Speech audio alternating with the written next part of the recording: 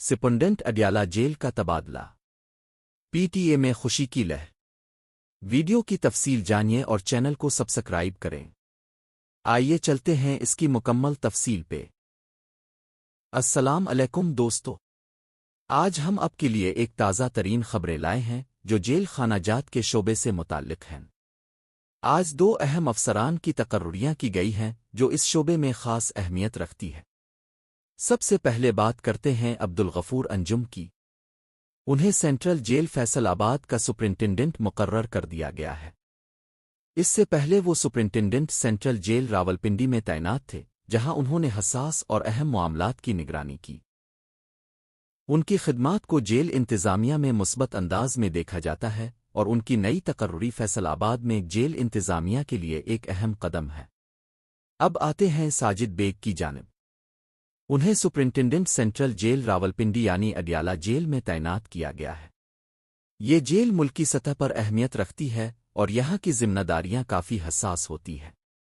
Sajid bag کا تجربہ اور انتظامی مہارت انہیں اس کردار کے لیے موزوں بناتی ہے۔ یہ دونوں تقرریاں محکمہ جیل خانہ جات کے روٹیشن اور سروس شیڈول کے تحت کی گئی ہیں تاکہ جیلوں میں بہتر انتظام اور نگرانی کو یقینی بنایا جا سکے۔ دوستو، یہ خبریں آپ کو بتاتی ہیں کہ جیل انتظامیہ میں بھی وقتاً فوقتاً تبدیلیاں اور نئی تعیناتیاں کی جاتی ہیں تاکہ کام میں شفافیت اور بہتر نظم و نسق برقرار رہے۔ سب سے پہلے یہ جاننا ضروری ہے کہ عبدالغفور انجم ایک سرکاری جیل افسر ہیں۔ وہ کسی سیاسی جماعت کے رکن حامی نہیں ہیں۔ ان کا کردار مکمل طور پر انتظامی اور قانونی ہے۔ تاہم میڈیا اور عدالتی معاملات میں ان کا نام اس وقت سامنے آیا جب تحریک انصاف کے رہنماؤں، خاص طور پر عمران خان کے جیل میں رہنے اور ملاقاتوں کے حوالے سے مسائل سامنے آئے۔ ان معاملات میں عبدالغفور انجم نے اپنے فرائض کے مطابق عدالتی احکامات پر عمل کیا۔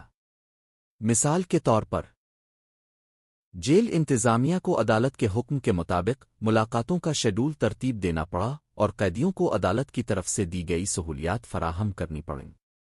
یہ عمل بالکل قانونی اور عہدے کے مطابق تھا۔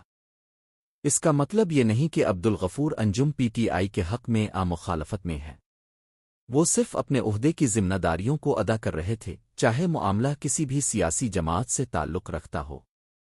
دوستو، یہ واضح کر دینا ضروری ہے کہ جیل افسران کی ذمہ داری ہوتی ہے کہ وہ قانون کے دائرے میں رہتے ہوئے تمام قیدیوں کے حقوق اور عدالت کے احکامات کی تعمیل کریں، اور یہی عبدالغفور انجم نے کیا۔ اگر آپ کو یہ ویڈیو معلوماتی لگے تو لائک اور سبسکرائب ضرور کریں تاکہ آپ کو ایسی خبریں سب سے پہلے دیکھنے کو ملیں۔